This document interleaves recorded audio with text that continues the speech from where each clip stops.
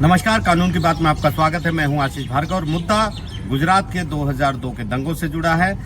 तीस्ता सीतलवाड़ जो सामाजिक कार्यकर्ता हैं, वो आरोपी हैं कि 2002 के दंगों में उन्होंने सबूत गढ़े, झूठे सबूत बनाए ताकि उच्च अधिकारी गुजरात के जो हैं, उस समय के तत्काल मुख्यमंत्री भी यानी जो प्रधानमंत्री हैं नरेंद्र मोदी, वो भी इसमें शामिल हैं, उनको फंसाने के लिए उन्होंने झूठा हलफनामे दाखिल किए, सबूत गढ़े। ये तमाम मुद्दा था। सुप्रीम कोर्ट का पिछले साल 2022 में एक आदेश आया था और उसके बाद गुजरात पुलिस ने एक एसआईटी का गठन किया था, एफआईआर दर्ज की गई थी, तीस्ता सीतलवाड़ को गिरफ्तार किया गया था। लेकिन उसके बाद सुप्रीम कोर्ट वो आई थी, सुप्रीम कोर्ट ने अंतरिम जमानत दी थी और हाई कोर्ट को कहा था कि उनकी जमानत पर फैसला करें। 1 जुलाई को गुजरात हाई कोर्ट ने फैसला सुनाया और तीस्ता सीतलवाड़ को कहा कि सीधे वो तुरंत सरेंडर कर दें। 2 जुलाई शनिवार के दिन तीस्ता सीतलवाड़ ने सुप्रीम कोर्ट में अर्जी डाली और शाम 6:30 बजे विशेष पीठ वहां पर सुप्रीम कोर्ट में बैठी। 2 जजों की बेंच में मतभेद हो गया।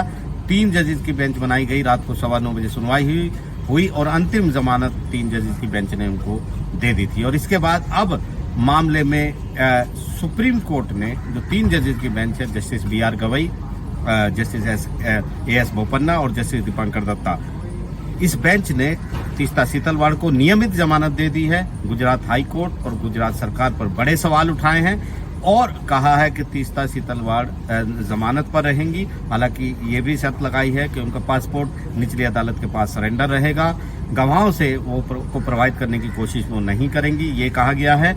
और इसके साथ साथ सुप्रीम कोर्ट ने कहा है कि दस्तावेजी सबूत सारे हैं इस मामले में जो पहले से ही कस्टडी में है। इसके अलावा चार्जशीट दाखिल हो चुकी है, इसलिए तीस्ता को हिरासत में लेकर पूछताछ की कोई जरूरत पुलिस को नहीं है, इसलिए वो जमानत दे रही है। सुनवाई, लंबी चौड़ी सुनवाई हुई। गुजरात सरकार ने बहुत विरोध किया और कहा यह गंभीर अपराध है, इसमें जमानत नहीं दी जानी चाहिए थी। सबूत रचे गए, गढ़े गए, साक्ष्य जुटाए गए, गलत तरीके से तमाम चीजें हुई, लेकिन बेंच उससे कन्विंस नहीं हुई। बेंच ने कहा कि जो हाई कोर्ट ने निष्कर्ष निकाला है, जो हाई कोर्ट का आदेश है, वो विकृत है और इसके साथ साथ विरोधाभासी भी है। ये भी उन्होंने कहा कि हाई कोर्ट को जमानत देखने के समय मेरिट पर नहीं जाना था, बल्कि ये देखना था कि तीस्ता के फरार होने की संभावना है कि नहीं है, सबूतों से छेड़छाड़ करने की संभावना है कि नहीं है, गवाहों से को प्रभावित करने की संभावना है या नहीं है। बहुत 10 महीने से वो जमानत पर थी, पिछले सितंबर से, और जब ऐसा कुछ नहीं हुआ तो इस आधार पर जमानत पर विचार करना चाहिए था, लेकिन उसने नहीं किया। ये विरोधाभासी है। इसके अलावा कहा कि ये निष्कर्ष भी गलत है कि तीस्ता सीतलवाड़ इस एफआईआर के खिलाफ एफआईआर को रद्द करने को लेकर ना निचली अदालत, ना हाई कोर्ट गई, ना जनहित याचिका दाखिल की, सुप्रीम कोर्ट भी नहीं आई, हाई कोर्ट भी नहीं गई। तो ऐसे में एक तरीके से उन्होंने पहली नजर में मान लिया है कि एफआईआर में जो आरोप है वो सही है। लेकिन सुप्रीम कोर्ट ने कहा अगर इस दलील को मान लिया जाएगा तो आरोपियों को जमानत मिलना बेहद मुश्किल हो जाएगा, ये उन्होंने कहा है। और ये भी कहा है कि हाई कोर्ट को इस तरीके का फैसला नहीं देना चाहिए था, हाई कोर्ट के फैसले को रद्द कर दिया है। गुजरात सरकार पर सुनवाई के दौरान बड़े सवाल उठाए और कहा कि ये मामला 2002 का है, 2022 तक कोई नहीं आया, कोई शिकायत नहीं थी। सुप्रीम कोर्ट के ही फैसले का जो पैरा 88 है उसको आधार बनाकर ये कार्रवाई क्यों की गई, ये कहा गया। ये भी कहा गया कि उस समय तीस्ता इस मुद्दे पर जो है अदालत में तीस्ता को पक्ष नहीं बनाया गया था, उसकी बात नहीं सुनी गई थी, जो नेचुरल जस्टिस यानी प्राकृतिक न्याय के सिद्धांत के खिलाफ है। इसके अलावा ये भी कहा कि गुजरात सरकार को उनकी हिरासत क्यों चाहिए, क्या उद्देश्य है। ये भी कहा कि गुजरात सरकार जिस तरीके से मामला कह रही है वो पूरा ये मामला उन्हें संदिग्ध लगता है, लेकिन वो टिप्पणी इसलिए नहीं कर रहे हैं क्योंकि ट्रायल पर इसका असर पड़ेगा। साथ ही साथ ये भी कहा कि इस मामले में गुजरात सरकार ने अब तक क्या जांच की है।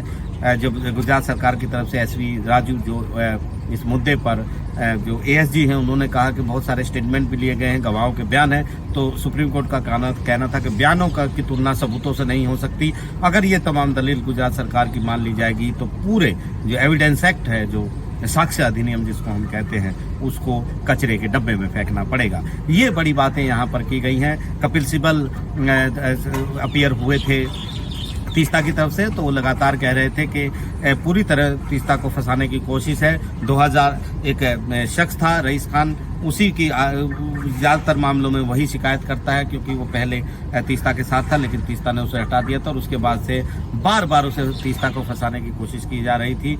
उल्टे सीधे बयान दिए जा रहे थे, दावे किए जा रहे थे। ये भी कहा जा रहा था कि एक पॉलिटिकल पार्टी के इशारे पर फंसाने की कोशिश थी तमाम उच्चाधिकारियों को। ये तमाम बातें बिल्कुल गलत हैं, ये उन्होंने कहा था। और इस तरीके से सुप्रीम कोर्ट के फैसले के बाद एफआईआर दर्ज हुई और गिरफ्तारी हुई। 2002 से लेकर 2022 तक ना कोई शिकायत थी, ना कोई जांच थी, किसी तरह का कोई मामला नहीं था, ना उनका पक्ष सुना गया था। ये तमाम बातें कही गई। तो बड़ा मामला है। सुप्रीम कोर्ट ने सीधे नियमित जमानत 30 ताशिर तलवार को दे दी है। हालांकि ट्रायल चलता रहेगा। सुप्रीम कोर्ट ने कहा है कि निचली अदालत को बड़ी अदालतों की टिप्पणियों से का उस पर कोई असर नहीं पड़ना चाहिए। तो बड़ी राहत यहाँ पर है और गुजरात सरकार के लिए बड़ा झटका भी है। नई दिल्ली से आशीष भार्गव, NDTV।